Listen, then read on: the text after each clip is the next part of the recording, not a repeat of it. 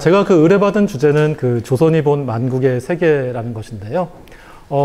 처음에는 그냥 그 강의 하지 했다가 금방 후회를 했습니다. 왜냐하면 이 조선이 본 만국의 세계라는 주제 자체가 굉장히 그 광범위한 그런 의미를 내포하고 있기 때문입니다. 조선이라고 하지만 실제로는 500년 정도 이제 지속이 된 굉장히 그 장구한 그러한 왕조였었고요. 또 잘 아시다시피 조선이라고 하는 나라는 신분제 사회였습니다. 그러니까 신분에 따라서 각자 느끼는, 바라보는 세계가 다를 수밖에 없었죠. 왕이 보는 세계가 다르고 양반이 보는 세계가 다르고 또 평민이 보는 세계가 달랐을 것입니다. 또 이제 그러한 문제들, 그다음 만국이라고 하지만 실제로 그 조선이 적어도 그 조선 말기가 되는 19세기 전까지는 조선이 바라보는 국제사회, 세계라고 하는 것은 중국과 일본에 지나지 않았습니다. 그러한 것이 19세기 중후반에 이르러서 이제 갑자기 이제 국제인식이, 세계인식이 확장이 되었던 것이죠. 또 세계라고는 하지만 이것이 그 어떤 정보의 유입을 의미하는 것인지 아니면은 어떤 문물의 수입을 뜻하는 것인지 아니면은 통상이나 외교와 같은 제도적인 차원에서의 어떤 변화를 의미하는 것인지 생각을 하면 할수록 이게 간단한 문제가 아니구나라고 생각을 하게 되었습니다. 그래서 고민을 하다가 이제 저한테 주어진 시간도 제한적이고 또 제가 원래 그 전공이 이제 19세기 그 근대 외교사를 전공을 하고 있습니다. 그리고 제 전공과 관련되는 범위 하에서 이제 그 뭐라고 할까요? 이제 근대적인 외교 또는 근대적인 세계 인식 이제 이러한 부분에 초점을 맞추어서 말씀을 들어보면 어떨까 하는 생각이 듭니다. 제가 원래 그 말이 굉장히 빠른데요. 근데 그 외람되지만 저도 나이가 들다 보니까 조금 말이 느려지게 되었습니다. 그럼에도 불구하고 제 말이 좀 빠르다라고 느껴지시는 분께서는 손을 들고 말씀을 해주시길 바라겠습니다. 가급적 그 편안하게 들으실 수 있도록 강의를 하려고 하고요. 아까 들어보니까 그 보통 한 4, 50분 정도 강의하고 한 10분 쉬시고 다시 또 한 4, 50분 했다가 이제 질의응답을 받는 식으로 진행을 한다고 그렇게 들었습니다. 그래서 그런 그 스케줄로 한번 말씀을 드려보도록 하겠습니다. 자, 오늘 제가 그 여러분들께 이제 그 강의하고자 하는 주제는 크게 두 가지입니다. 조선이 이제 그 오랜 세월 동안 이른바 중국 중심의 질서를 살아왔는데 이제 우리가 흔히 그것을 중화질서라고 표현을 합니다. 이 중화질서가 19세기 중반에 이르러서 이제 큰 충격을 받게 되는데요. 물론 그 충격의 원인은 이제 서양 그 제국주의 열강들에 의해서 초래된 것이었습니다. 그래서 이 중화 질서가 동요되는 과정을 한번 살펴보고요. 그 속에서 이제 조선인들이 어떻게 새로운 세계 인식을 갖고 또 근대적인 외교라는 것을 시작하게 되었는지 한번 살펴보도록 하겠습니다. 두 번째 주제는요. 조금 좀 생뚱맞기는 합니다만은 그 문명이라는 화두로 한번 이야기를 해보려고 합니다. 우리가 지금도 문명이라는 말을 많이 쓰고요. 또 이제 문명 개화라고 하는 말도 있습니다. 이러한 말들을 많이 하는데 사실은 이 문명이라고 하는 말, 지금의 의미로서 사용되기 시작한 것은 19세기 일본에서부터 시작이 되었습니다. 당시는 서양 제국주의 세력이 동아시아로 확장되는 과정이었기 때문에 이때 문명의 기준이라고 하는 것은 당연히 그 시대의 서구의 문명을 상징하는 것이었습니다. 말하자면은 서구 문명을 하나의 표준으로 두고서 비서구 세계, 동아시아인들은 그 서구의 문명에 다다르기 위한 그러한 노력을 자의반, 타의반으로 하지 않을 수가 없었는데, 그와 같은 어떤 새로운 문명관의 변화 속에서 이제 일어났던 그러한 한국과 일본 사이의 갈등은 어떠한 양상을 띠었었고, 그리고 그러한 과정 속에서 이제 그 조선인들이 찾아낸 새로운 문명의 가능성은 어떠한 것이었는지 한번 생각을 해보도록 하겠습니다. 소개만 드렸는데 벌써 이제 지겨워지기 시작하는 것 같습니다.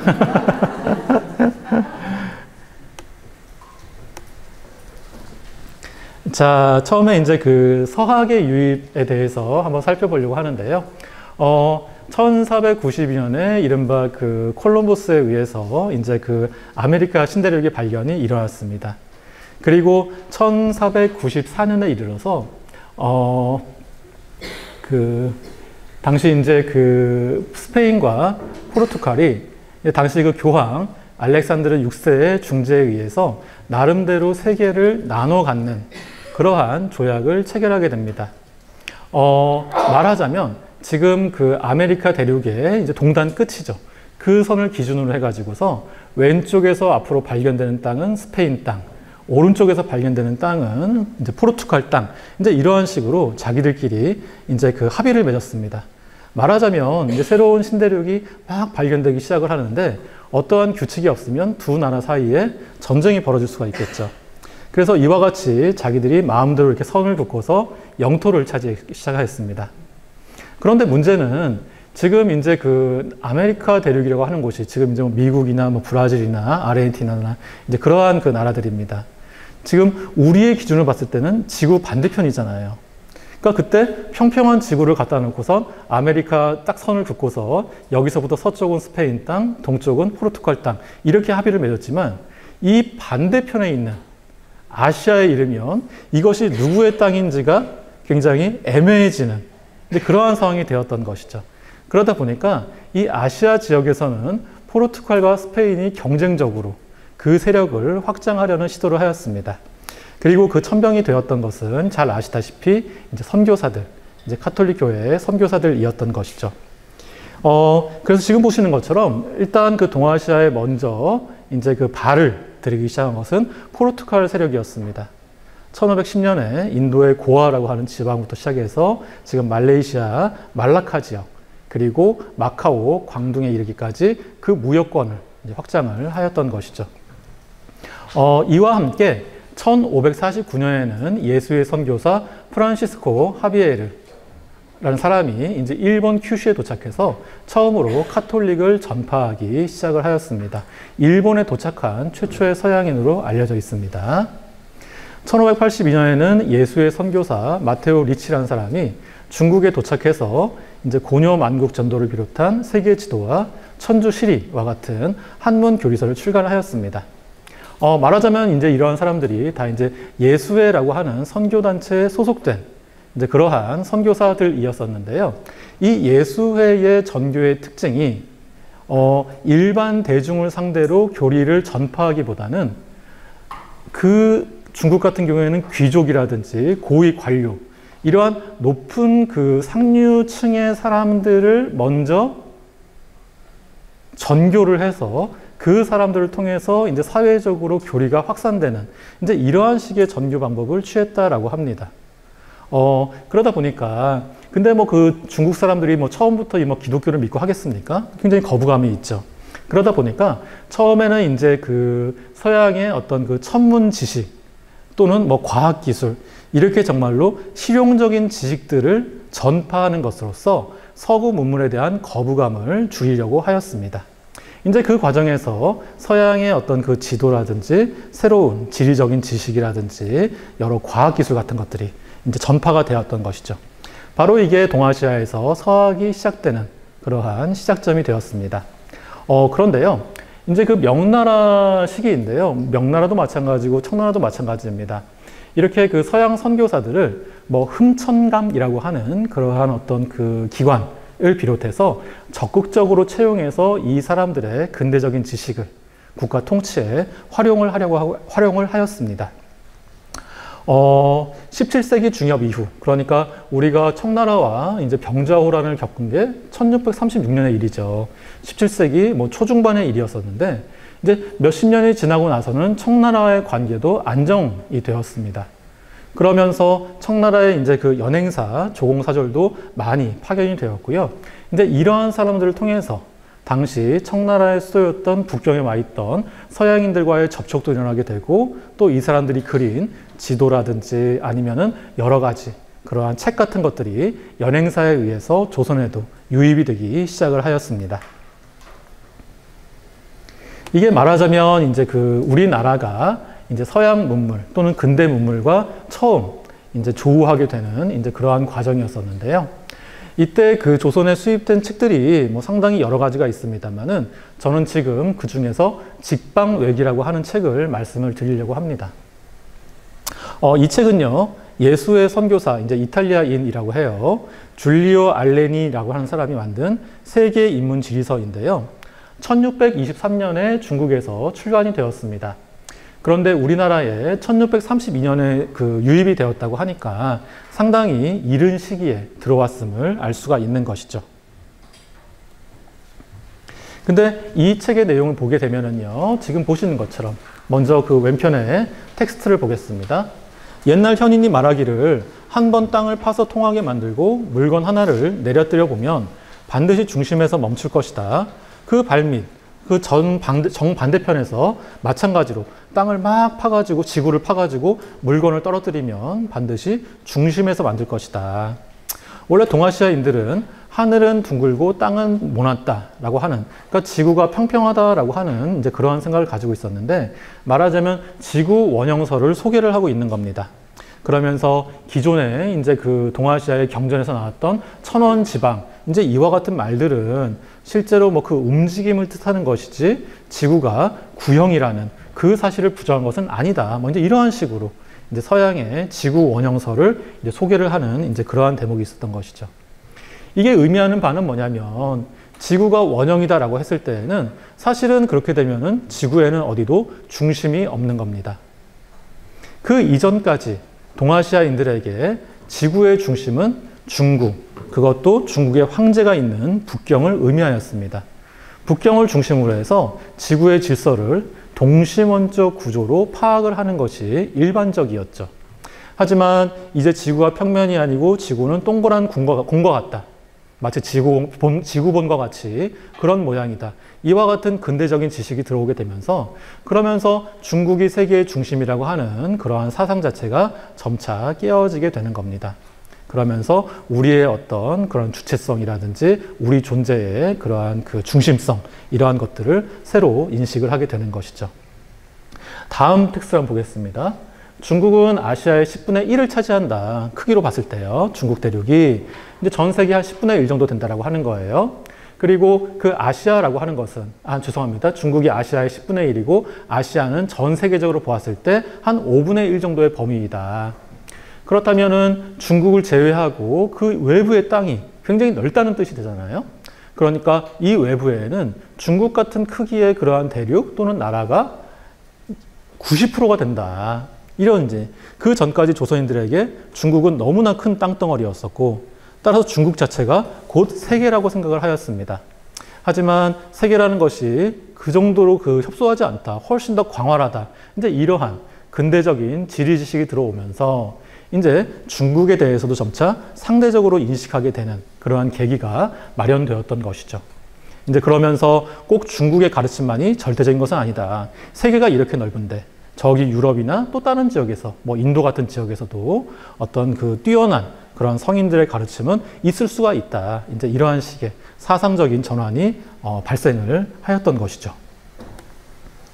그래서 그 증거로서 이제 그 조선 후기에 저명한 실학자인 성호 이익 선생 같은 경우에는 이 직방맥이란 책에 대해서 발문을 쓰기도 하였습니다. 발문이라고 하는 것은 그 책이 뭐 어떻게 편찬이 되었었고, 뭐 어떠한 내용을 담고 있고 하는 약간 그 서문 비슷한 이제 그러한 성격의 글을 이야기하는데요. 한번 보겠습니다. 자사자란 사람이 땅에 대해서 말하기를 하해를, 그러니까 대양을 거두어도 새지 않는다라고 하였는데, 이는 바다가 육지를 떠받들고 있다는 것이 아니라 육지가 바다를 감싸 안고 있다는 뜻이다. 바다가 걸려 있는 것은 마치 몸에 의복과 허리띠를 두른 것 같아서 사방으로 삥 둘러서 통하지 않는 바가 없다. 그러므로 서양의 선비들이 배를 타고 서쪽 바다 끝까지 갔는데 다시 동쪽 바다로 나오게 된 것이다. 지구가 만약에 평평하다고 한다면 어느 순간 끝까지 가면 뚝 떨어져 버리겠죠. 근데 그것이 아니라 지구라고 하는 것은 마치 사람이 옷을 입은 것처럼, 혁대를 두른 것처럼 삥 둘러서 원형과 같은 그러한 모양을 갖고 있음을 내가 이 책을 보고 알게 되었다라는 뜻입니다. 그러면서 이제 감탄을 하는 거예요. 중국의 학자라는 사람들은 동서양 여러 외국에 비해서 진실로 크게 뛰어나고 특이한 점이 있어야 하는데, 지금 서양의 학자들이 말하는 이러한 지리적인 지식을 보니까 중국의 그 학자들이 훨씬 못 미치는 바가 있는 것 같다. 어째서 이렇게 부끄럽게 되었는가, 이제 라는 식으로 서양의 근대 학문에 대해서 긍정적인 평가를 내리고 있었습니다. 근데 물론 이와 같이 생각했던 것은 사실 뭐 극소수에 지나지 않았어요. 당시에 대부분의 지식인들은 여전히 중국 중심의 세계관을 가지고 있었습니다. 하지만 이렇게 그 사회 일각에서나마 전통적인 세계관의 균열이 발생하고 있었다. 이제 이 점이 중요한 것이죠. 자, 다음으로는 이제 그 천주교의 확산에 대해서 이제 그 말씀을 드리겠습니다. 뭐 제가 뭐 비단 지금 강의하는 장소가 이제 그 뭐 이렇게 그 뭐 그러니까 역사 박물관, 뭐 카톨릭 관련된 이러한 그 장소여서가 아니라 사실 그 조선 후기의 천주교의 확산은 굉장히 큰 정치 사회적인 의미를 갖는 사건이었습니다. 이 천주교가 이제 그 조선에 전래되기 시작한 계기를 보통 1784년에 이제 이승훈이라고 하는 양반이 북경에 자기 아버지를 따라갔다가 북경 천주당에서 세례를 받은 것, 이제 그것을 조선 천주교의 첫 출발점으로 삼습니다. 말하자면 조선의 지식인들은 처음에 이제 그 중국에서 막 그 서양의 그 과학 기술이 막 이렇게 그 유행을 하고 있으니까 그럼 그러한 관심의 연장선상에서 서양인들이 믿는 종교에 대해서 관심을 가지게 되었던 것이죠. 그리고 이 양반들은 이 서양의 이러한 그 뭐 카톨릭의 가르침이 전통적인 유학의 가르침과 반드시 상충하는 것이라고 생각하지 않았습니다. 왜냐하면 아까 말씀드렸던 마테오 리시나 이 예수의 선교사들이 중국 귀족들의 거부감을 줄이기 위해서 카톨릭을 전교로 하면서 그 내용들을 동양의 전통적인 언어, 동양의 전통적인 어떤 경전에 나오는 그러한 언어들로서 재해석을 해버립니다. 그러니까 이 천주교가 마치 동아시아의 경전의 가르침과 큰 차이가 나지 않는다. 본질은 똑같다. 이제 이러한 식의 착각이 발생하게 되었던 것이죠. 그래서 조선의 양반들도 처음에는 이 동아시아의 전통적인 유교의 가르침을 보완하는 수단으로서, 보완하는 도구로서 서학을 받아들이게 됩니다. 이것을 전문적인 용어로 보유론적 관점이라고 합니다. 유학을 보완하는 이제 그러한 논이라는 뜻이죠. 하지만 이 보유론적 관점은 금방 파탄을 맞게 되는데요. 그 가장 대표적인 사건이 1790년에 있었던 진산 사건이라고 하는 것이었습니다. 전라도 진산 지방에서 이제 그 카톨릭을 믿는 이제 양반들이었죠. 이 양반들이 자기 모친도 카톨릭을 믿었습니다. 모친이 돌아가셨는데 제사도 지내지 않고 그 위패를 불태워버리는 사건이 발생을 하였습니다. 당시 뭐 위정자들이나 일반 양반들은 이제 그 탄압을 했고요. 이 사건을 계기로 해서 양반들의 보유론적 관점이라고 하는 것은 사실은 성립될 수가 없다라고 하는 사실이 이제 드러나게 되었던 것이죠. 이제 그러면서 이 카톨릭은 점차 이제 그 처음에는 이제 양반들의 어떤 그러한 지적인 활동의 연장선상에서 이제 수입이 되었지만은 이제 이후로부터는 양반들은 계속 카톨릭 교회에서 이탈을 하고 중인이나 평민, 천민들과 같이 당시 조선의 신분제적 질서에서 탄압을 받고 있었던 이러한 사람들에 의해서 천주교가 더 확산을 하게 됩니다. 자, 이것이 이제 그 우리나라 천주교의 어떤 그 역사 이제 첫 출발점인데요. 그런데 이제 제가 이제 저는 개인적으로 상당히 그 큰 감명을 받았던 그러한 대목인데, 샤를 달레라고 하는 사람이, 그러니까 그 신부님이죠. 이제 이 사람이 쓴 한국 천주교회사라고 하는 이러한 책이 있습니다. 거기에 보게 되면은 이제 그 당시에 이제 카톨릭을 믿다가 이제 잡혀서 처형당한 어떤 그 천민의 이제 이해가 나오는데, 황일광이라고 하는 이 천민은 이제 백정의 집안에서 태어났죠. 조선의 신분 질서 속에서도 가장 말단에, 가장 천시받는 그러한 사람이었습니다. 천주교를 배우자마자 그는 기꺼이 받아들였고, 천주교를 더 자유롭게 신봉하기 위해서 경상도로 이제 숨어서 살았던 것이죠. 거기서 외교인들에게 이제 그 신분을 숨기고 이제 연락을 하면서 그렇게 이제 그 신앙생활을 하고 있었는데, 나중에 이제 이 사람이 이제 왜 나는 천주교를 믿느냐라고 했을 때, 어디를 가나 양반 집에서까지도 똑같이 다른 그 교우들과 똑같이 평등하게 대접을 받았다. 그래서 농담처럼 나는 내 신분으로 보았을 때 사람들이 나한테 이렇게 그 인간 대접을 해주는 것은 다른 데선 기대할 수가 없다. 그래서 나는 그런 천주교 공동체 안에서 이 세상에 하나의 천당에 살고 있고 또 나는 그 천주교를 믿기 때문에 죽는다고 하더라도 또 나중에는 또 천당에 갈 것이다. 뭐 그런 이야기를 했다라고 해요. 그래서 저는 이 카톨릭의 확산이라고 하는 이러한 그 사건이 의미하는 바라고 하는 것은 결국 이와 같은 인간 평등 사상의 전파라고 하는 그러한 의미와 떼어서 생각하기는 좀 어렵다라고 생각을 합니다. 네, 카톨릭의 전파라고 하는 것은 당시 오랜 세월 동안 이 신분제 질곡에서 살고 있었던 조선인들에게는 상당히 충격적인 이제 그러한 그 가르침이었었고요. 저는 그러한 점에서 이제 이후에 동학이라고 하는 게 또 나오잖아요. 이 동학 또한 서학에 반대되는 우리 고유의 종교라는 그러한 뜻에서 동학이란 이름을 삼았지만은 역시 이 동학도 인내천 사상을 비롯한 그러한 인간평등의 사상이라는 관점에서는 일맥상통하는 바가 있었습니다. 네, 그래서 이와 같이 서학 또는 이제 그 어떤 서양의 근대적인 지식의 전파를 통해서 이 조선 사회의 신분제도가 내부적으로 이제 깨어져 나가는 그러한 사상적인 계기가 마련되고 있었던 것이죠.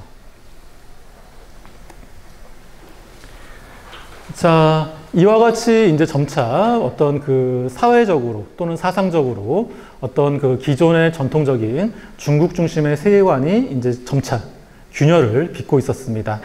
하지만 이것이 본격적으로 도전을 받게 된 것은 19세기 중엽 이후 서구 세력의 출현에 의해서였습니다. 뭐 제가 뭐 자세히 설명을 뭐 드리지 않아도 다 이제 잘 알고 계시는 이제 그러한 사건들일 텐데요. 중국 같은 경우는 두 차례에 걸친 아편 전쟁, 그리고 1860년에는 이 북경, 즉 이제 베이징이 영국 프랑스 연합군에 의해서 점령당하고 이제 그야말로 초토화가 됩니다. 그러면서 당시 청나라의 황제였던 한풍제라는 그 황제는 이제 열하라는 곳으로 도망쳤다가 그곳에서 귀향하지 못하고 객사하는 그러한 사건까지 발생을 하게 됩니다. 지금 보시는 그림은 중국인들이 처음 서양인들과 체결한 불평등 조약인 난징 조약, 1842년에 체결된 난징 조약의 체결 장면을 그린 것이고요. 지금 이것은 1853년에 미국의 페리 제독, 매슈 페리라는 사람이 지금 그 요코하마 앞바다에 증기선 4척을 타고 출현을 하게 됩니다.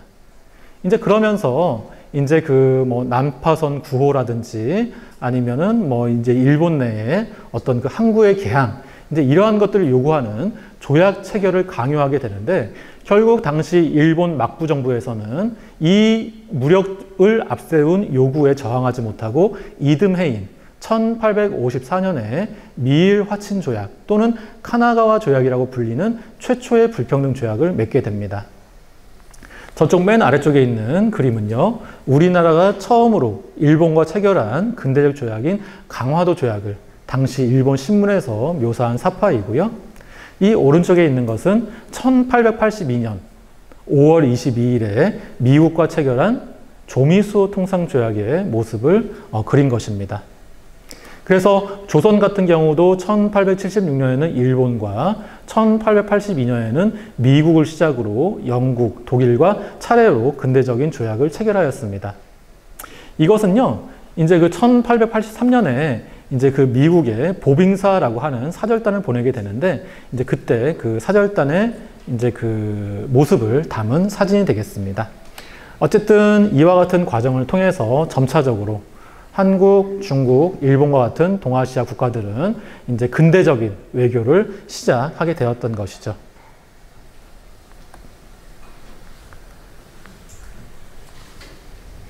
자, 이러한 어떤 그 근대적인 외교가 시작된 배경을 이해하기 위해서 잠깐 그 청나라 이야기를 조금 해보겠습니다. 이 청나라 같은 경우는요, 예를 들어서 1800년 요 시점에서 전 세계의 인구가 한 9억 명쯤 됐다고 해요. 근데 이때 청나라의 인구만 3억 명에 달했다고 합니다. 그러니까 전 세계 3명 중에 1명은 중국 사람인 거예요. 거기에다가 지금도 뭐 중국이 어마무시하게 넓은 영토를 가지고 있지만 청나라의 영토는 그것보다 30% 이상 많은 정말로 엄청나게 넓은 영토를 소유하고 있었습니다. 정말 당대의 가장 큰 세계 최대의 제국이라고 해도 과언이 아닌 그러한 청나라였었는데, 근데 이 청나라의 판도가 19세기 중엽 이래로 이제 계속 잠식당하고 깨어져 나가게 됩니다. 뭐 간단히 말씀을 드리면은요, 지금 저 지도에서 보았을 때 가장 그 서쪽, 지금 이제 중국의 신장성에 붙어 있는 그 지역입니다. 중앙아시아 지역인데요. 이제 이 지역에 대해서는 1850년대 이래로 러시아 세력이 남하를 하게 됩니다. 그러면서 러시아와 계속해서 국경 분쟁, 영토 분쟁이 발생을 하게 되고요.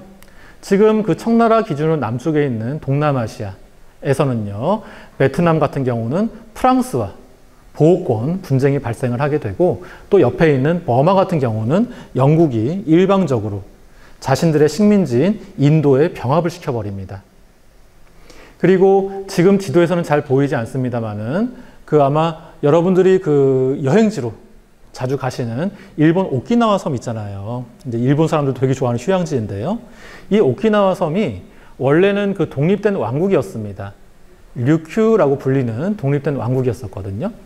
그리고 이 류큐 왕국 같은 경우는 그 명나라, 청나라에게 조공을 바치는 조공국가였어요. 근데 특이하게도 1609년에 일본 최남단, 지금 가고시마 현에 옛날에 사츠마 번이라고 하는 것이 있었는데, 이 사츠마 번의 침입을 받아서 일본에도 조공을 바치는 그러한 나라가 되어 있었습니다. 말하자면 중국과 일본 사츠마 번에 동시에 조공을 바치는 아주 독특한 체제를 가지고 있었는데요. 일본이 이 독립된 왕국 또한 1879년에 이르러서 오키나와 현으로 일방적으로 합병을 하게 됩니다. 이와 같이 중국의 주요한 조공 국가들이 차례로 서양 세력과 일본에 의해서 잠식을 당하는 이제 이러한 과정이었던 것이죠.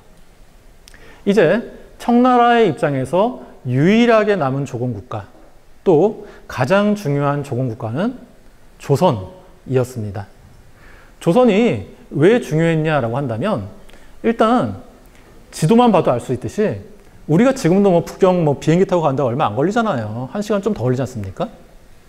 근데 뭐 일본에서 뭐 도쿄에서 무슨 뭐 그 후쿠오카 이런 데만 가더라도 거의 한 2시간 걸리거든요. 그러니까 이게 굉장히 가깝다는 거예요. 그러니까 명나라가 북경을 수도로 삼은 이래로부터 한반도의 지정학적 가치라고 하는 것이 상당히 높아졌다라고 하는 것이죠. 특히나 이 청나라는 만주족이 세운 나라인데, 이게 한반도가 만주하고 붙어 있잖아요. 그러니까 이 청나라의 발상지인 만주를 지킨다는 의미에서도 한반도는 굉장히 중요한 지정학적 가치를 갖고 있었습니다. 또한 상징적인 측면에서도 조선 같은 경우는 당대 동아시아에서 최고의 성리학 국가였었죠. 동아시아적인 의미에서의 최고의 문명 국가였습니다. 이러한 국가가 이 만주족이 세운 청나라에 자발적으로 또 성실하게 조공을 바치는 것은 청나라 왕조의 위신을 높이는 데에도 큰 상징적인 의미가 있었습니다. 때문에 청나라가 이 조선만큼은 끝까지 놓칠 수가 없었던 거예요. 이게 사실은 청일전쟁에 이르기까지 우리나라 외교사의 가장 중요한 어떤 변수가 되었습니다. 또 청일전쟁을 통해서 이제 그 청나라가 조선을 영원히 상실하거든요. 조공제도가 이제 그때 철폐가 돼요. 그러니까 조공국으로서의 조선을 상실함과 청제국의 붕괴가 동시에 일어났는데, 이것 자체가 조선이라고 하는 나라가 중국에 얼마나 중요한 가치가 있는지 상징하는 이제 그러한 일면이라고 할 수가 있는 것이죠.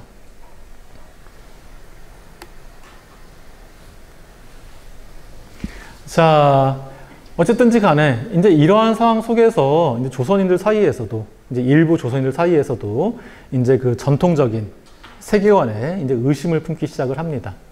뭐 이게 중화 질서라고 하지만 이제 그 아주 현실적인 의미에서는 이제 그 조선이 어떤 그 위기에 처했을 때 중국으로부터 원조를 받을 수 있다라고 하는 그러한 막연한 기대가 존재하였었는데, 근데 이제 중국이 이와 같이 내후외환의 위기에 처하다 보니까 이제 그러한 기대가 점점 사라지게 되는 것이죠.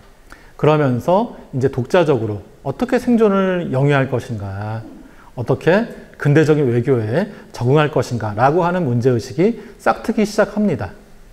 그것이 바로 이제 이른바 개화당 또는 개화사상의 첫 출발점이라고 저는 생각을 하는데, 이제 위에 있는 분은 박규수라고 하는 분이에요.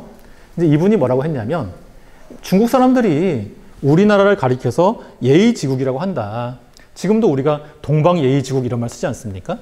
근데 이러한 말은 중국인들이 자기네들 기준으로 동쪽에 있는 오랑캐가 스스로 중국에 복종을 하고 또 자발적으로 조공을 바치는 것을 가상하게 여겨서 칭찬하는 말에 불과하다. 우리 민족의 입장에서 보았을 때는 이게 전혀 좋아할 만한 그러한 말이 아닌데 이걸 좋아하는 사람들, 이것은 그야말로 수치도 모르는 것이고 가장 무식한 자들의 말인 것이다. 이제 저와 같은 말을 이제 했다라고 하는 것이죠. 또 이제 밑에 있는 분은 강위라고 하는 분인데요. 아마 이분은 뭐 그렇게 널리 알려진 분이 아니어서 처음 이제 들으시는 이제 그 분들도 많으실 것 같은데 이제 강화도 조약 그 체결에도 참여를 했어요. 근데 그때 이제 이런 말을 했습니다. 혹자는 말하길 도가 아닌 방법으로 생존하기보다는 차라리 도를 지키다가 망하는 것이 낫다. 그러니까 저게 전형적인 그 성리학자들, 유학자들의 마인드 아니겠습니까? 견리 사의, 무슨 견위 수명, 이익을 보면은 의의를 생각하고 위태로움을 보면은 목숨을 바쳐라. 딱 이쪽 가지고 아주 전형적인 지사적인 마인드인 거죠. 도를 지킬 수 없으면 차라리 목숨을 버려라. 근데 뭐라고 이야기를 하냐면 도가 뭐냐 도대체. 도라고 하는 것은 따지고 보면은 나라를 보호하고 백성을 편안히 하기 위한 물건에 지나지 않는다. 그런데도 지금 나라를 위태롭게 하고 백성을 모두 다 죽인 다음에야 도를 지킬 수 있다고 한다면 나는 이른바 도라고 하는 것이 무엇인지 모르겠다. 어디다 쓰는 건지 모르겠다. 라고 할 정도로 이와 같이 이제 어떤 관념적인 그러한 세계에서 벗어나서 실용적인 또는 현실적인 인식을 하기 시작하였습니다.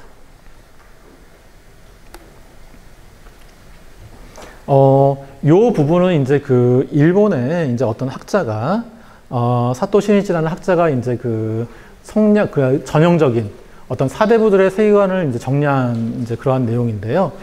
그러니까 우리가 이제 막연하게 이제 사대부 이야기 많이 하고 또 이제 양반들 이야기를 많이 합니다만은 정말로 이게 양반들이 어떤 세계관 속에서 살았을까라고 했을 때에는 이제 막연하게만 우리가 이제 짐작할 뿐이지 이제 딱 이렇게 명시적으로 정리된 이제 그런 글은 찾기가 좀 어렵습니다. 이제 그래서 제가 논문에 나온 그 내용들을 이제 정리를 해서 이제 가져온 것인데요. 참고하시길 바라겠습니다.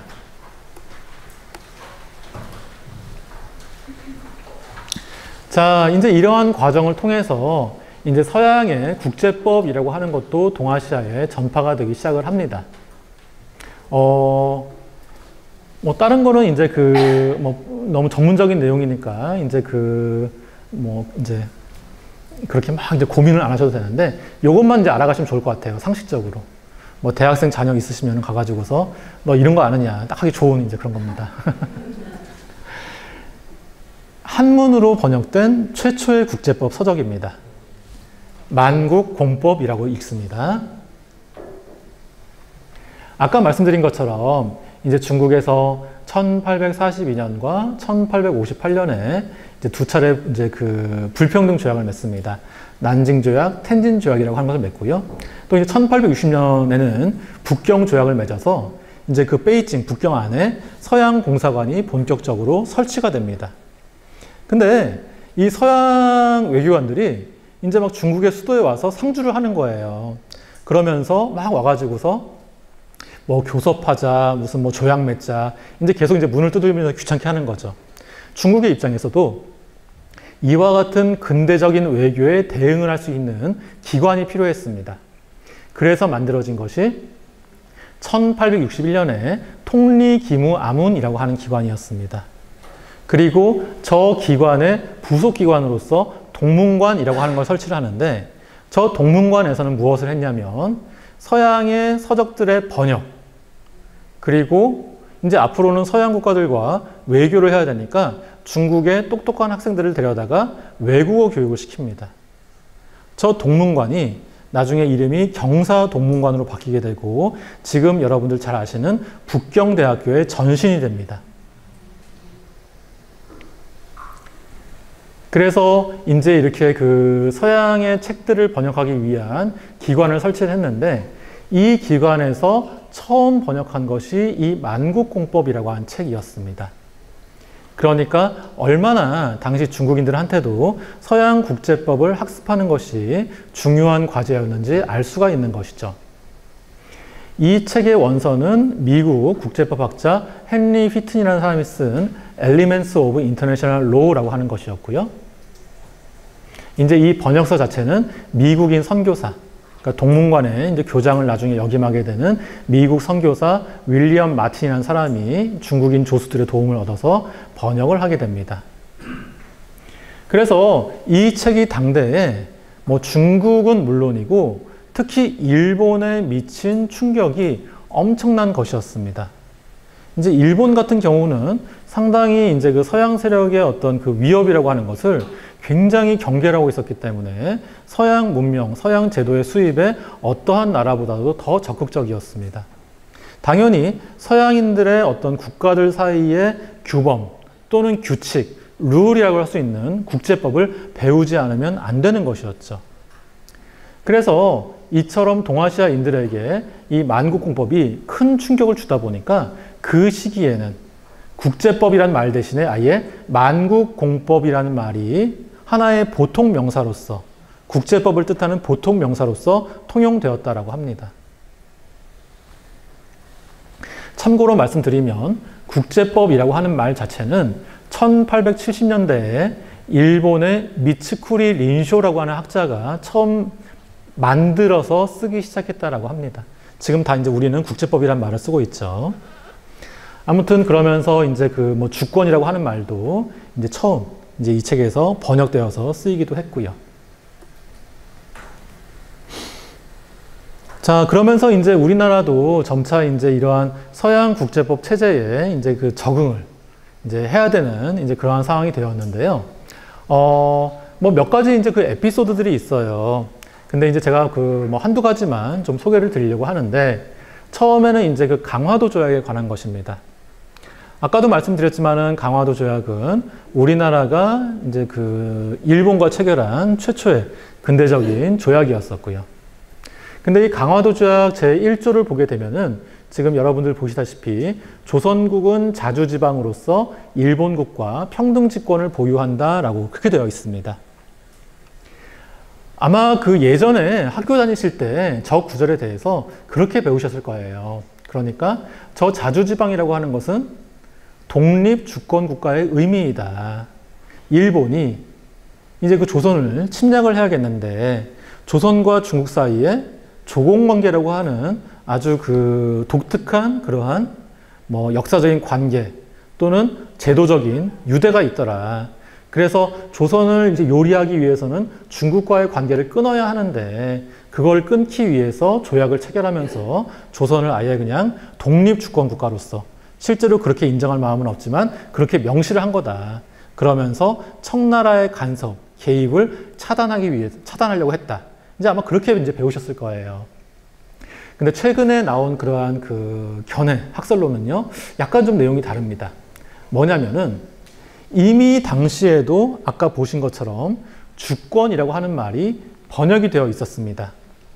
그런데 이 조약문에서 굳이 주권이라는 말을 쓰지 않고 자주지방 또는 평등지권이라고 하는 말을 왜 썼겠느냐라고 하는 것이에요. 잘 아시다시피 조선과 청나라 사이에는 의례적인 사대 관계가 통용되고 있었습니다. 그러니까 청나라가 상국이고 조선은 이제 그것을 지키는 병번, 이제 이런 식으로 많이 표현을 했었거든요. 근데 여러분들 그 오해하시면 안 되는 게 이게 지금 생각하는 그런 속국의 의미와는 달라요. 그러니까 조선은 이 체제 안에서 완전한 자주적인 권한, 모든 국내 또는 대외적인 사안을 국왕이 전결할 수 있는 권한을 가진 나라였습니다. 중국에 대해서 바치는 조공이나 또는 책봉제도라고 하는 것은 중국 중심의 지역 질서를 승인한다, 인정한다 라고 하는 그러한 뜻을 표시하는 일종의 의례에 지나지 않았다라고 하는 것이죠. 그런데 문제가 뭐냐?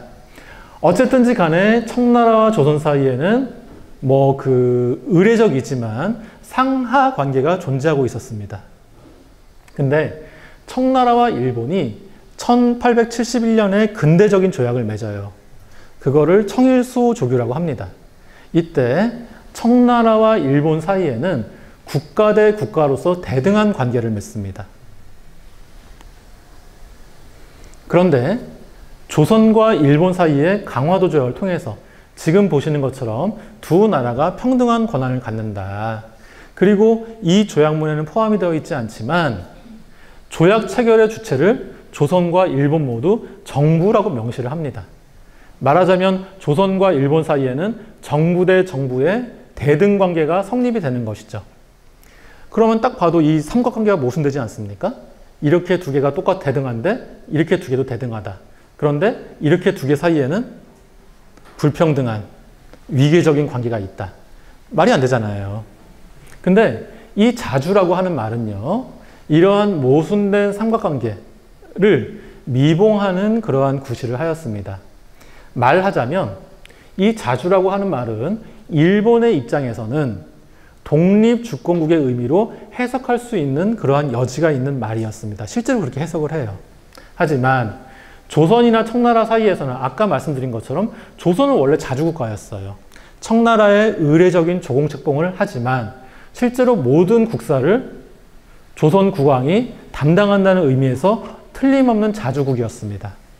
그러니까 조선의 입장에서 저 자주국, 자주지방이라고 하는 말은 자명한 역사적인 사실을 반복한 것에 지나지 않았던 것이죠.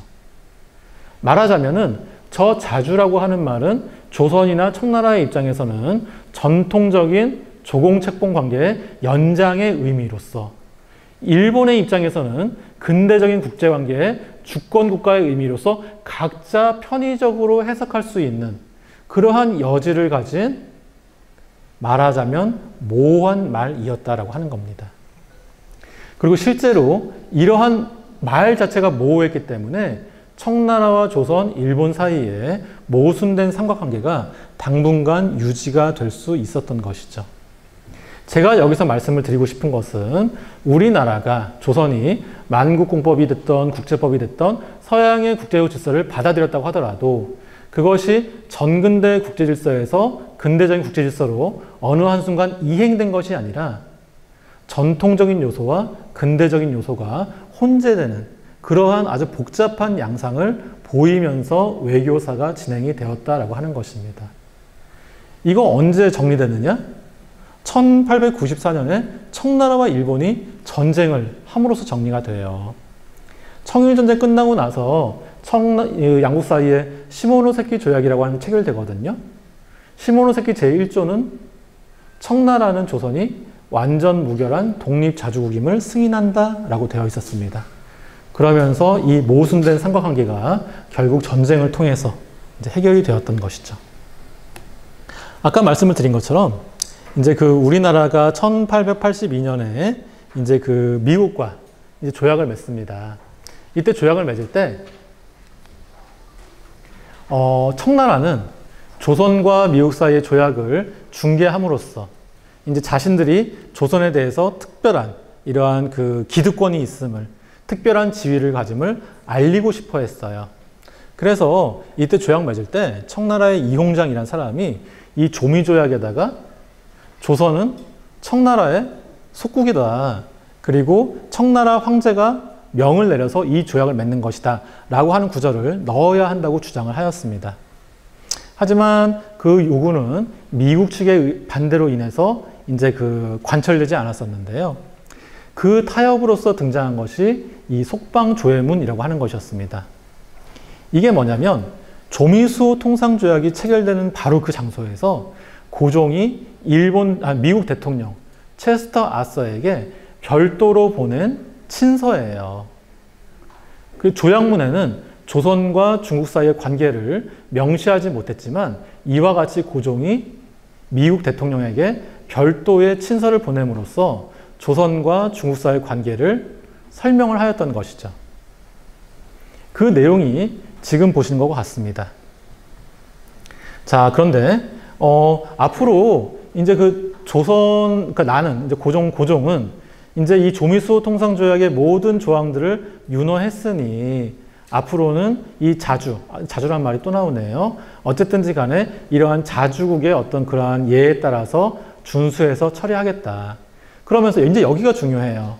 조선이 중국의 속방, 여기서의 속방은 조공국과 같은 말입니다. 전통적인 조공국이 되는 것과 관련해서는 이러한 중국과 조선 사이의 관계라고 하는 것은 미국과는 전혀 관계가 없다. 이러한 식으로 이제 이야기를 합니다. 여기에 대해서 미국 대통령 체스터 아서는요, 그 이듬해 조선 최초의 미국 공사 루시어스 푸트라는 사람이 부임할 때 답서를 보내게 되는데요. 이렇게 이야기를 해요. 조선이 중국과 왕래하는 것은 미국 상민과는 관계가 없을 것으로 보인다. 그 밖에는 대체로 관여하지 않을 것이며 조선이 중국의 조공국이 되는 문제도 묻지 않겠다라고 이야기를 합니다. 이건 무슨 말이냐면은 원래 조선과 중국 사이에 있었던 조공관계라고 하는 것은 서양의 역사나 국제법에는 존재하지 않는 개념, 제도였습니다. 그러니까 의례적인 의미로 조공을 바치지만은 실제로 어떠한 간섭도 받지 않고 모든 일을 다 말하자면 주권적인 권리로 처리한다. 이러한 식의 관행, 사례가 서양에는 존재하지 않았던 것이죠. 미국 대통령이 뭐라고 하는 거냐면 조선과 중국 사이에 아주 독특한 조공관계가 있다고 하지만 나는 그거 복잡해서 잘 모르겠다. 서양에는 그러한 어떤 역사적인 사례도 없고 국제법적인 개념도 없다. 그러니까 그건 너희들이 알아서 하고 앞으로 조선과 미국 사이의 모든 외교나 통상 문제는 이 조약과 국제법의 일반 원칙에 따라서 이행을 하겠다라고 그렇게 선언을 한 것입니다. 자, 이러한 이제 그 과정 속에서 이제 그 조선의 어떤 그 국제적인 지위라고 하는 것이 말하자면 중국에 대해서는 이제 그 조공 채권 관계가 유지가 되면서 다른 한편으로 미국이라든지 서양 국가들과는 어떤 그 근대적인 외교 제도가 수립되는 이렇게 모순되는 두 가지 국제 제도가 동시에 작동하는 그러한 상황에 놓이게 되었습니다. 굉장히 독특한 그러한 상황이었었는데요. 이것을 나중에 육일준 같은 인물들은 양절체제라는 말로 개념화하기도 하였습니다. 이러한 상황 속에서 정말 안타까운 일은요. 조선 내부적으로 외교 정책이 큰 분열을 보였다는 점입니다. 자, 지금 이렇게 중국과의 어떤 조공책봉 제도와 서양 국가와의 근대적인 외교 제도가 동시에 통용되는 이러한 상황을 조선 내의 어떠한 사람들은 굉장히 유리한 것으로 보았습니다. 대표적으로 지금 보시는 김윤식 같은 인물들이 그러했었는데요. 지금 조선이 너무 그 고립되고 약한 나라이다. 그런데 대국의 보호가 없다면 실로 홀로 서기 어려울 것이다. 그런데 지금 중국이 우리나라를 책임지는 것을 본다면, 그러니까 중국이 조선에 대해서 이제 그 점차 개입을 강화하는 이런 상황 속에서 이것을 다른 나라 사람들이 본다면은 아마 우리를 좀 덜 무시하지 않겠느냐. 근데 미국 대통령을 비롯해서 이 서양 국가들이 중국과의 관계는 문제시하지 않겠다라고 했으니까 한편으로는 중국의 보호도 받으면서 다른 한편으로는 서양 국가들과 근대적인 외교도 할 수 있다. 그렇다면 이것은 중국에 대해서는 의리를 잃지 않고 서양 국가에 대해서는 권리도 잃지 않으니 일거양득이 아니겠느냐. 이제 이러한 식의 외교론도 나타났습니다. 이른바 역사 시간에 배우는 온건개화파로 분류되는 사람이 이러한 식의 이제 생각들을 했던 것이죠. 근데 여기에 대해서 이제 반발하는 사람들이 있었습니다. 여러분들 잘 아시는 이제 개화당. 지금 보시는 사실은 이 사람들이 전부였어요. 김옥균, 박영효, 홍영식, 이제 그 서광범 이제 이런 사람들이었었는데, 이제 이러한 사람들은 중국이 특히 이제 이모군란 이후에 중국이 조선에 대한 그 개입, 간섭을 강화하는 것을 민족적인 어떤 치욕의 관점에서 바라보았던 것이죠. 이제 여러분들 잘 아시다시피 1884년 12월에 이 개화당이 갑신정변을 일으키지 않습니까? 그때 김옥균이 이제 일본에서 같이 내통을 했던 고토 쇼지로라는 사람에게 보낸 서한의 일부예요. 예로부터 청나라는 우리를 속국으로 여겼으니, 근데 여기서의 속국은 아까 말씀드린 조공국의 의미보다는 근대 국제법적 관점에서의 속국, 주권이 없는 나라를 의미합니다. 참으로 만세의 치욕이 여기서 기인하며 나라는 진작할 가망이 없습니다. 조선이 발전하려면 완전한 자주국, 독립국이 되어야 되는데 이것은 지금 앞에서 보신 것처럼 김윤식이라든지 이와 같이 청나라의 어떤 보호도 받고 서양 국가와 대등한 외교도 하자 이러한 생각을 가진 사람들이 너무 많은데 이러한 사람들이 있으면 절대 조선의 개혁, 독립은 할 수가 없다. 그래서 이들을 한번 싹 쓸어버려야 한다라고 하는 것이 김옥균의 판단이었던 것이죠. 갑신정변 당시에 김옥균이 제일 나이가 많았었는데요. 34살이었어요. 그리고 그 다음으로 나이가 많았던 게 박영효였었는데 24살이었습니다. 그리고 나머지는 뭐 20대 초반. 제일 그 나이가 어렸던 서재필 같은 경우에는 아마 18살인가 그랬을 거예요. 그러니까 지금으로 말하면 뭐 대학생들, 고등학생들, 그리고 약간 나이 많은 박사과정 대학원생 뭐 이렇게 해가지고서 이제 일으킨 난이 갑신정변이었었는데 근데 결과적으로는 이때 이렇게 그 외교론 자체가 분열이 되었습니다. 특히나 중국과의 관계 설정을 어떻게 할 것이냐 이제 이러한 문제를 두고서요. 그래서 이모군란 그리고 갑신정변을 거치면서 조선의 어떤 그 대외적인 그러한 여건이라고 하는 것은 굉장히 악화되었던 것이죠.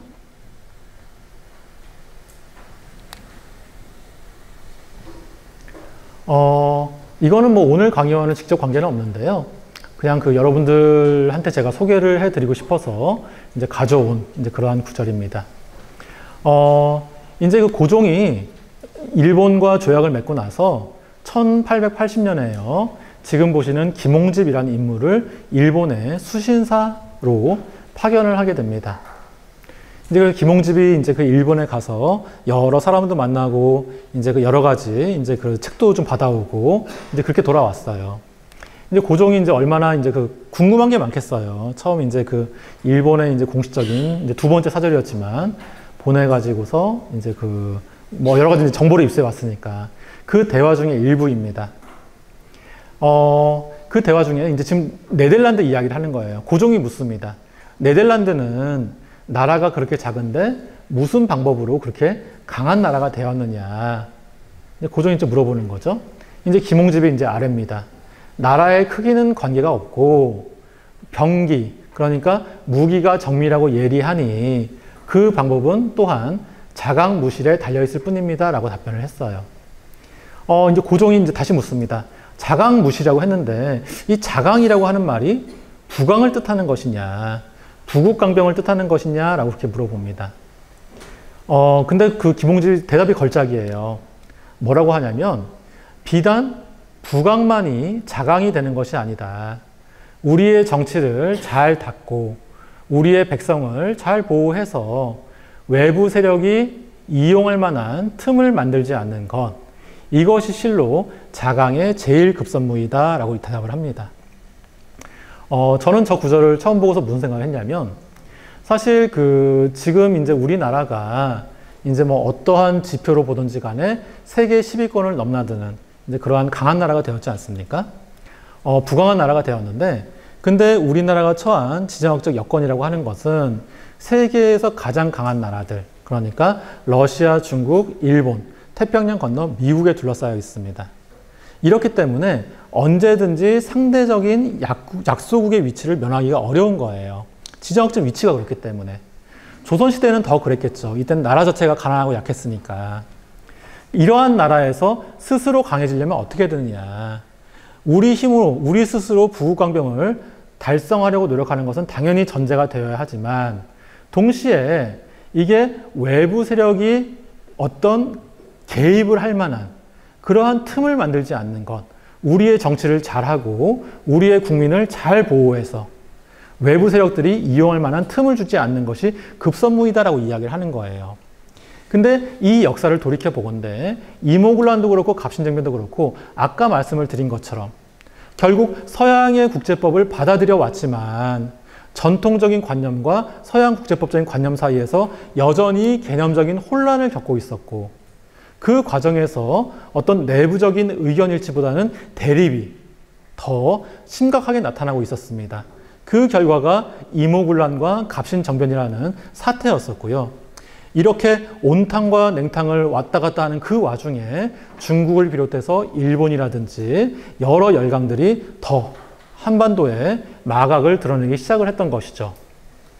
그리고 이후의 일입니다마는 청일전쟁, 그러니까 우리나라가 실질적으로 일본의 피보국으로 전락하는 계기가 된 청일전쟁도 따지고 보면은 동학농민운동, 그러니까 고부군수 조병갑이라는 사람의 어떤 학정으로 인해서 농민들이 이제 버티지 못하고 일으킨 밀란이 결국 이제 동학이라고 하는 종교교단의 조직과 결합을 하면서 이게 확산이 되고, 그걸 갖다가 조선 정부가 진정을 시키지 못하니까 청나라와 일본이 개입을 해가지고서 두 나라가 조선을 두고 싸우는데, 한반도에서 싸우는 바람에 우리 그 백성들만 그야말로 이제 어육이 돼서 나가고 그렇게 된 거 아니겠습니까?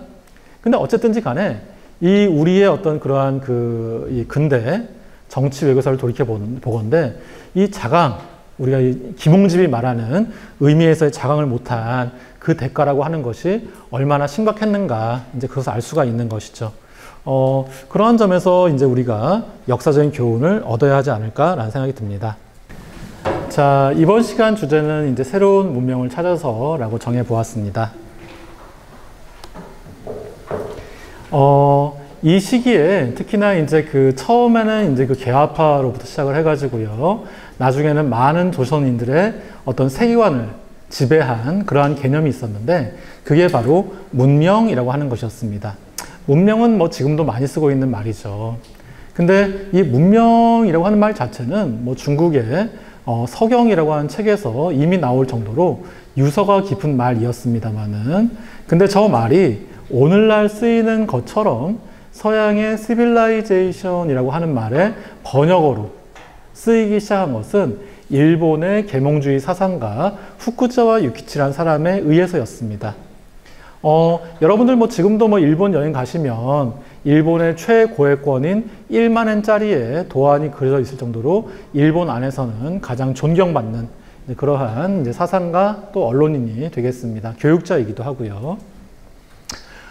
근데 뭐 지금 보시는 것처럼 이 후쿠자 유키치가 이제 존 힐 버튼의 Political Economy for Use in Schools and for Private Instruction 이라고 하는 책을 서양사정 외편이라는 이름으로 번역한 적이 있었는데, 그 책에서 서양의 Civilization이라고 하는 말을 처음 문명개화라고 번역을 했다, 그렇게 알려져 있습니다. 문맥에 따라서 문명 또는 문명개화라는 말로 번역을 했는데요. 원래 이 Civilization이라고 하면은 어떤 완성된 상태로서의 문명, 이러한 정태적인 의미를 나타낼 때도 있고, 또 영어의 조어법 자체가 무슨 제이션이라고 했을 때에는 그것으로 향해 가는 과정을 강조하는 동태적인 의미를 나타낼 때도 있습니다. 그래서 후쿠자 유키치는 이 정태적인 의미에서의 문명을 이야기할 때는, 시빌라이제이션을 이야기할 때는 그냥 문명이라고만 쓰고요. 어떤 문명화 과정이라는 의미에서 야만에서 점진적으로 발전해서 문명으로 나아가는 이러한 동태적인 의미를 강조할 때에는 문명개화라는 말로 번역을 했다, 그렇게 합니다. 이제 그러다가 나중에 이 문명개화라는 말이 분리되어서 이제 개화라고 하는 말도 쓰이기 시작하였습니다. 이 19세기에 이제 서양 제국주의 열강에 의한 이러한 세력 확장이 이루어지고 있는 이러한 상황 속에서 당시의 문명, 시빌라이제이션이라고 하는 것은 그 시점에 영국과 프랑스 등 서유럽 국가가 도달한 그러한 어떤 상태를 의미하는 말로 쓰였습니다. 나중에 이제 독일의 이제 법철학자, 정치철학자 이제 이렇게 알려진 사람인데, 칼 슈미트라는 사람이 이제 한 말을 인용을 하면은 16세기에서 20세기까지 유럽의 국제법이라고 하는 것은 기독교 민족이 전체 지구에 적용할 수 있는 질서를 창조했을 뿐만 아니라 이 질서를 대표한다고 주장해 왔다. 유럽이라는 개념은 정상적인 상태를 의미하며 그것은 지구상의 모든 비유럽 지역, 아시아라든지 이러한 지역을 대신해서 일련의 기준을 수립하였다. 문명은 유럽 문명과 동의어였다. 이제 이러한 말을 하고 있습니다. 후쿠자 유키치가 문명이라고 하는 번역어를 썼을 때에도 정확히 이러한 말, 이러한 의미로 썼던 것이고요. 여러분들이 잘 아시다시피 메이지 시기 일본의 근대화라고 하는 것은 곧 서구화를 뜻하는 것이었습니다. 근데 이제 생각을 해보시면 사실 그 일본인들도 나름대로 뭐 아주 그 전통, 역사, 이제 이런 것을 가지고 있었고, 특히나 이제 천황이 다스리는 그러한 그 세계에서 비할 바 없는 나라라고 하는 이러한 독특한 어떤 정체성 또는 자부심을 가진 나라였었는데, 이러한 나라가 어느 한순간 아무리 그 뭐 국가적인 생존을 위해서라고는 하지만 모든 자신의 문화적인 전통도 버리고 제도도 버리고 언어도 버리고 풍습도 버리고 서양인들 따라가야 한다 라고 하는 것은 역시 어떤 열등감을 수반할 수밖에 없었습니다. 어떤 좌절감 같은 게 생기는 거죠. 후쿠자 유키치 같은 경우는 이와 같이 서양인들을 추종하는 데서 오는 민족적인 자괴감을 조선인이나 중국인을 타자화하는 방식으로 말하자면 일본은 지금 그래도 반개화는 된다. 반문명의 상태는 된다. 하지만 서양 문명의 가치를 모르는 조선인이나 중국인은 완전히 야만에 지나지 않는다. 서양인에 대해서 느끼는 민족적인 열등감을 동아시아의 주변 국가들에 대한 우월감으로 상쇄 또는 보상을 받으려고 했던 것이죠. 후쿠자 유키치의 대표적인 저서인 문명론의 계략에서 보면은 다음과 같이 이제 문명 뭐 반개화, 반만 개화된 반개라든지 야만이 있지만 일본과 같은 그 반개의 나라가 서양인을 대할 때와 동양을 대할 때는 다르다. 일본보다 더 미개한 나라를 대할 때는 우리 스스로 문명을 자부할 수 있다. 이제 그러한 말을 하기도 하였습니다. 근데 이와 같이 그 일본식, 그러니까 후쿠자 유키치식의 이 문명 개화론은 조선의 지식인들에게는 쉽게 받아들이기 어려운 것이었습니다. 왜냐하면 오랜 세월 동안 성리학적 세계관, 그것도 동아시아에서 최첨단의 성리학적 어떤 문명을 발전시켰다. 이러한 자부심을 갖고 있는 상황에서 어느 한순간 그 모든 자부심을 버리고 일본인들처럼 서양인들의 기준에 맞춰서 모든 것을 변화해야 한다. 근데 이러한 식의 급진적인 그 사고는 잘 나타나지 않았던 것이죠. 그래서 아까 보셨던 이제 김윤식 같은 인물들은 이 일본에서 이 개화라는 말이 이제 소개가 되고 있는데 뭐 조선인들 가운데서도 이 개화라는 말을 많이 쓰고 있지만 도대체 이 개화가 뭐냐? 이 개화라고 하는 것은 저기 오랑캐들이 자신의 야만적인 풍속을 유럽의 교화를 받아서 점차 고쳐나가는 것. 그게 개화인데 동토, 이 동토는 조선을 의미합니다. 조선처럼 원래 문명한 땅. 아까 말씀드렸죠? 이 문명이라고 하는 말은 중국의 경전인 그 서경에서부터 이미 나오고 있는 말입니다. 전형적으로 아주 그 중국 경전의 의미로 쓰고 있는 거예요. 서양의 시빌라이제이션이 아니라. 여기서도 어떤 개념의 충돌 현상이 일어나고 있는 것을 볼 수가 있습니다. 어쨌든지 간에 이러한 그 조선의 선비들은 이 그 개화라는 말을 함부로 쓸 수가 없는 것이다. 그러면 개화라는 건 결국 뭐냐? 지금 우리에게 당장 시급한 이 시무라고 하는 것을 이제 하는 일이다. 이게 우리에겐 개화여야 한다. 이제 그런 식으로 재해석을 하였던 것이죠. 이 지금 보시는 인물이 이제 유길준이라는 사람인데요. 이제 우리나라 최초의 일본 유학생 또 이제 미국 유학생으로 알려진 이제 그러한 인물입니다.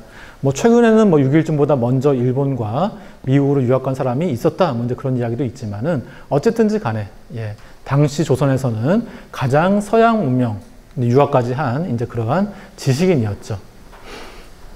근데 이제 유길준의 이제 그 대표적인 저서인 서유견문 같은 것을 보더라도 이제 개화 이야기를 합니다. 근데 이 내용을 보더라도 이제 그 일본인처럼, 일본 그 후쿠자 유키치처럼 완전히 서양 문물을 수용하고 그것을 추종하는 것이 개화가 아니라 이제 개화라고 하는 것은 어떤 중용을 지켜야 한다. 서양의 장점과 우리 고유의 장점을 절충취사하는 가운데에서 어떤 개화라고 하는 것이 나타나는 것이다. 이제 이러한 식의 이야기도 하였습니다. 유길준 같은 경우는 이미 그 후쿠자 유키치의 문명론을 받아들인 아까 보셨던 김옥균 등의 개화당이 일으킨 갑신정변을 이미 알고 있었고 또 그로 인해서 개인적으로 탄압을 받기도 하였습니다.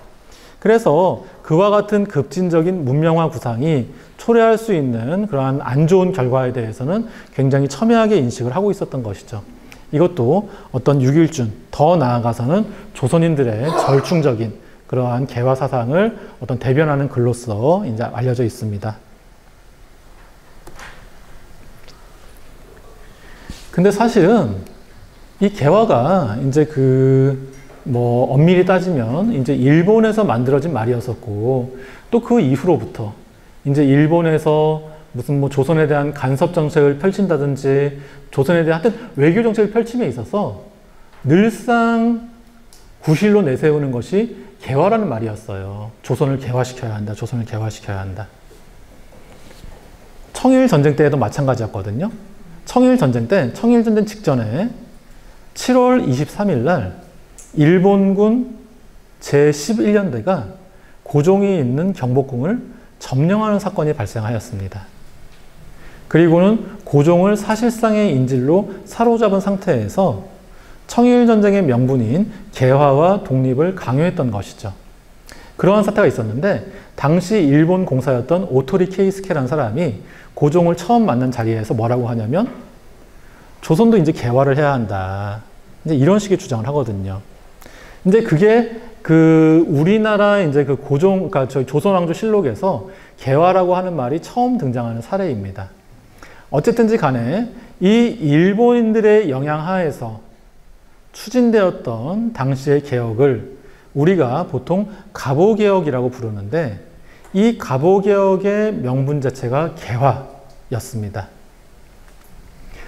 한편으로 이 갑오개혁이 이제 물론 그 일본인들의 어떤 그러한 그 압력, 영향 하에서 추진되는 개혁이지만 이것을 마지막 개혁의 기회를 보고 거기에 참여했던 이제 그러한 조선인들도 분명히 있었습니다.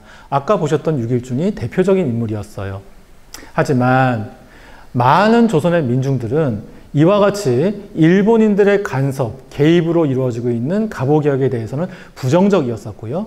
특히나 갑오개혁의 대표적인 슬로건이 개화인 한, 그 개화에 대해서도 부정적인 인식을 갖지 않을 수 없었습니다. 뭐 잘 아시는 인물이죠. 전봉준 같은 경우에도요. 이제 나중에 그 사로잡혀가지고서 일본 영사에게 신문을 받을 때 이렇게 이야기를 해요. 왜 제2차 봉기를 일으켰느냐. 나중에 들으니까 일본이 개화라고 하면서 처음부터 한마디 말도 민간에 전파하지 않고 경문도 붙이지 않고 군대를 이끌고 우리 도성에 침입해서 한밤중에 그 왕궁을 습격했다. 그래서 주상을 놀라게 했기 때문에 이제 그렇기 때문에 내가 저기 그 어떤 충성스러운 이제 그러한 사민들과 더불어서 다시 봉기한 것이다. 이제 이렇게 얘기했거든요. 여기서 보십시오. 이제 개화라는 말이 저렇게 나오잖아요. 밑에는 이제 그 최익현이라고 하는 당시의 대표적인 위정척사가 사상가인데요. 이제 이분도 명성황후 시해 사건 직후에 올린 상소문에서 뭐라고 하냐면 개화라는 두 글자는 난신적자가 군주를 기만하고 나라를 그르치는 간계이다. 도적을 끌고 와서 신복으로 삼고 당을 체결해서 권세를 굳건히 해서 우리 임금님의 손발을 꼼짝 못하게 했다. 마침내는 왕비도 시해하고 군주를 협박했다. 그리고 상투를 잘라서 단발령이 있었죠. 당당한 예의지방으로 하여금 이적과 금수의 지경에 빠져들게 한 것은 모두 개화 두 글자가 주장한 것이다. 이렇게 이야기를 하고 있었어요. 그러니까 제가 그 여기서 드리고 싶은 말씀은요. 이제 우리가 그 개화당 또 개화 사상을 중심으로 우리 근대사를 해석하는 경향이 있습니다. 그 개화 사상의 발전이라든지 우리가 개화 사상이 좌절됐기 때문에 일본의 식민지가 되었다. 이제 이런 식의 어떤 그 뭐 나름대로의 역사관이 있는 것이죠. 이제 근대화 어떤 그 사상 관점이라고 볼 수 있는데, 근데 당시인들의 개화라고 하는 것은 그렇게 간단한 의미만은 아니었다라고 하는 것이에요. 많은 그 민중들에게 또는 유생들에게 개화라고 하는 것은 그야말로 일본이 조선을 침략하기 위한 구실, 또 어떤 그 일본인들과 손을 잡고서 마음대로 조선의 기존 제도를 이제 그 급진적으로 개혁하려는 사람들, 이러한 사람들이 내세우는 명분, 이와 같은 인식도 분명히 있었다라고 하는 것이죠. 어쨌든지 간에 이 개화라고 하는 말이 들어오면서 이 개화에 대해서 아까 후쿠자와 유키치처럼 서양의 시빌라이제이션의 의미로 보는 사람도 있었고, 김옥균이 대표적이죠. 또 아까 김윤식처럼 전통적인 용법에 따라서 재해석하는 이러한 관점도 있었고요. 또 개화에 대해서 찬성하면서 갑오개혁에 적극적으로 가담하는 사람도 있었고, 육일준처럼 또 이와 같이 제하에서는 개화 자체에 대해서 부정적으로 인식하는 사람들도 있었다라고 하는 것이죠. 이처럼 어떤 전통과 근대가 계속해서 충돌하는 과정 속에서 조선의 정치사는 점점 더 이제 어렵고 혼란한 지경으로 빠져들고 있었습니다. 어쨌든지 간에 이제 그 이후에 이제 그 청일전쟁 끝나고 이제 그 뭐 대한제국 수립되고 이러한 과정을 거치면서 이제 우리도 본격적으로 이 문명화, 특히나 이제 아까 말씀드렸던 그 주권과 관계에서 생각해 본다면 독립국가로서 주권을 승인받기 위한 그러한 개혁들, 노력들을 이제 하게 됩니다. 이제 그게 이제 이른바 광무개혁이라고 하는 이제 그러한 일련의 이제 그 사건들, 뭐 이제 행사들이었죠. 근데 이 문명의 의미가 점차 또 바뀌게 됩니다. 19세기 후반이 되면은요, 세계사적으로 신제국주의 시대라고 하는 것이 시작이 됩니다. 이제는 기존의 어떤 그 영국, 프랑스 이러한 나라들 뿐만이 아니라 독일, 러시아, 일본, 미국과 같은 신흥 제국주의 열강이 등장을 해서 본격적으로 전 세계에 어떤 그 자신들의 영향권을 부식하려는 일종의 이러한 세력권 경쟁이 전 지구적 범위에서 일어나게 되었고요. 이제 그러면서 점점 더 어떤 군사적인 긴장이라든지 또는 비유럽 세계에 대한 식민지 획득 경쟁이 일어나게 되었습니다. 근데 아까 말씀드린 것처럼 일본 후쿠자 유키치가 제시한 문명화라고 하는 것은 어디까지나 서양화, 서양을 기준으로 하는 것이었어요. 그러다 보니까 서양 그 열강들이 이처럼 제국주의 시대, 제국주의적 경쟁에 본격적으로 뛰어들게 되자 일본도 어쩔 수 없습니다. 그 길을 따라갈 수밖에 없어요. 그게 근대 이후 일본이 선택한 길이었기 때문입니다. 같이 제국주의 경쟁에 뛰어들게 됩니다. 이러한 과정 속에서 일본의 오카쿠라 텐신이라고 하는 뭐 이제 그 사상가인데요. 차의 책이라고 하는 이제 이러한 책에서 굉장히 그 의미심장한 그런 말을 써요. 옛날에 서양 사람들이 원래 일본은 평화로운 나라였었는데 평화로운 공예활동에 전념할 때에는 야만적이라고 불렀다. 근데 러일 전쟁 끝나고 만주에서 본격적으로 막 그 군사적인 침략을 자행하자 이때는 서양인들이 일본을 문명화되었다고 부르기 시작했다. 그러니까 당시 서양인들의 어떤 문명화라고 하는 그러한 그 개념 내지 담론이 가진 폭력적인 속성을 굉장히 예리하게 간파하고 있었던 것이죠. 마찬가지로 당시 일본의 기독교 사상가인 우찌무라 간조 같은 경우는 이와 같이 이야기를 합니다. 청일전쟁 그 이름은 동양평화를 위한 것이었다. 그런데 이 전쟁은 러일 전쟁을 낳았다. 러일 전쟁도 동양평화를 위한 것이었다. 그러나 이것도 역시 또 한 번 더 큰 동양평화를 위한 전쟁을 낳을 것으로 생각한다. 왜냐하면 전쟁이란 만족을 모르는 야수이기 때문이다. 실제로 이후에 일본이 중국 침략, 동남아 침략을 자행하다가 태평양 전쟁에까지 이르게 되잖아요. 네, 그러한 과정을 이제 그 예견한 그러한 말이라고 볼 수도 있겠습니다. 그러니까 처음에는 그 일본의 문명이라는 것이 서구화 또는 서구 문명을 기준으로 하는 근대화를 의미할 뿐이었습니다만은 이제 서양에서 제국주의적인 경쟁, 새로운 제국주의 시대가 열리니까 일본은 어디까지나 그 나라의 좌표를 서양에만 맞추고 있었습니다. 그걸 따라가지 않을 수 없는, 그걸 따라가는 그런 상황이 되었던 것이죠. 그러면서 이제 그 안중근 의사 같은 경우에는 문명에 대해서 이제 새로운 그러한 인식에 도달을 하게 됩니다. 아까 말씀드린 것처럼 문명이란 원래 후쿠자 유키치에 의해서 서양화를 뜻하는 말로서 사실상 만들어진 그러한 개념이었습니다만은 안중근 의사 같은 경우에는 다음과 같이 이야기를 합니다. 하늘이 사람을 내시니 사해안이 모두 형제이다. 오늘날을 세상 사람들은 의례 문명시대라고 하지만 나는 홀로 길게 탄식하면서 그렇지 않다라고 여긴다. 문명이란 뭐냐? 모든 사람들이 다 살기를 바라고 죽기를 싫어한다. 그렇기 때문에 동양과 서양, 어진 사람과 어리석은 사람, 남자와 여자, 노소를 막론하고 각자 하늘이 부여한 이러한 천성을 지켜서 도덕을 숭상하고 경쟁하는 마음이 없이 태평을 함께 누려야 비로소 문명이라고 할 수 있다. 이와 같이 근대 이후 일본이 만들어낸 문명 담론을 근본적으로 전복하는 그러한 어떤 사상적인 혁신을 보여주고 있었습니다.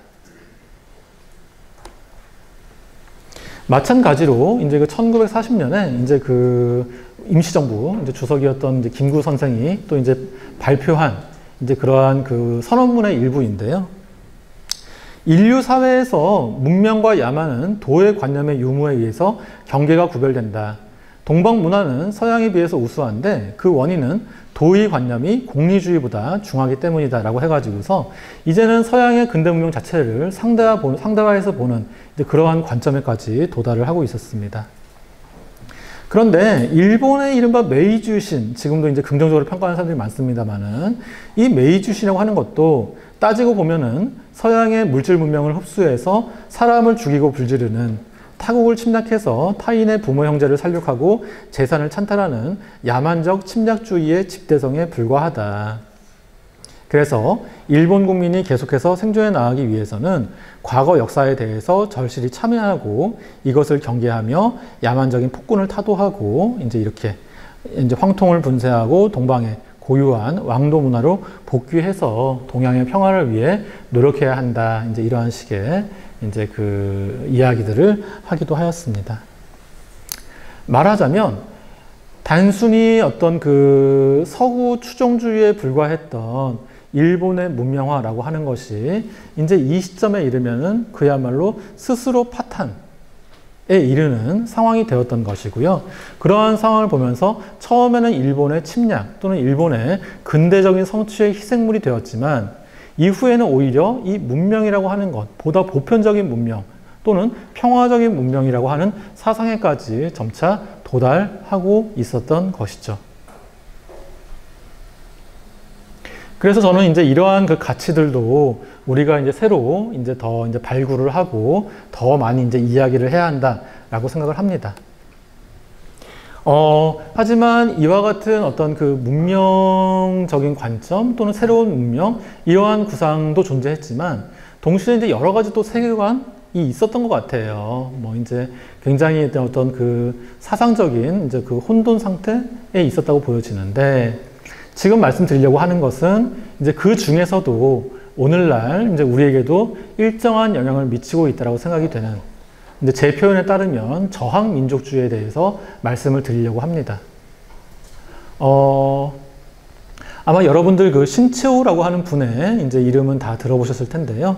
이제 그 우리나라의 어떤 그 민족주의의 이제 그 대표적인 그러한 그 사상가, 역사가 또는 이제 그 실제로 이제 어떤 그 민족 이제 그 투쟁을 위해서 활동을 했던 혁명가, 이제 이렇게 평가받는 분이죠. 근데 이제 이분의 사상을 들여다보게 되면은 지금 우리가 막연히 생각하는 것과는 또 다른 일면이 있음을 발견하게 되는데요. 지금부터 그 말씀을 드리려고 해요. 이제 신채호 같은 경우에는 이제 그 나중에 이제 우리나라가 일본의 국권을 빼앗긴 뒤에 중국에서 망명 생활을 하게 되는데요. 이제 그 중에 그때 쓴 글 중에 일부입니다. 무국민의 특별도덕이라고 하는 글을 발표를 하게 되는데 윤리, 도덕, 종교, 정치, 풍속, 관습 모든 것이 따지고 보면은 이해, 인터레스트의 두 글자 밑에서 비평을 하는 것 뿐이다.